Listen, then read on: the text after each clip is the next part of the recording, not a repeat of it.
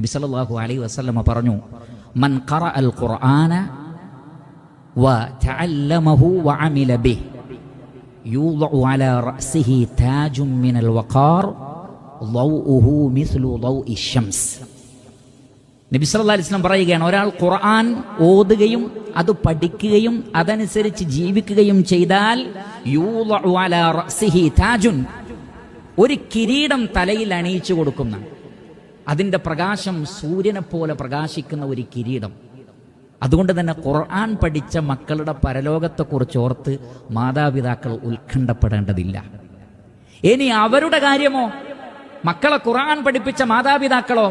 നബി സല്ലല്ലാഹു അലൈഹി വസല്ലം പറയുകയാണ്, വയുൽബസു വാലിദാഹു ഹുല്ലതാനി ലാ യഖൂമു ബിഹിമ ദുനിയ, ദുനിയാവിലെ മുഴുവൻ സമ്പത്തും വെച്ചാൽ പോലും പകരം വെക്കാൻ പറ്റാത്ത 2 ആഭരണങ്ങൾ മാതാപിതാക്കളെ അണിയിക്കും. അത്ഭുതപ്പെട്ടവർ ചോദിക്കും, ബിമ കുസീന ഹാദ, എന്തിനാണ് ഈ ആഭരണങ്ങൾ ഞങ്ങൾക്ക് നൽകിയത്, ഈ ഉടയാടകൾ എന്തിനാണ് നൽകിയത്? ഉത്തരം, ബി അഖ്ദി വലദിക്കുമൽ ഖുർആൻ, മക്കളെ ഖുർആൻ പഠിപ്പിച്ചതുകൊണ്ടാണ്. മക്കളെ ഖുർആൻ പഠിപ്പിച്ച മാതാപിതാക്കൾക്ക് പരലോകത്തെക്കുറിച്ച് ബേജാറ് വേണ്ട, ആ മക്കളെക്കുറിച്ചും ബേജാറ് വേണ്ട.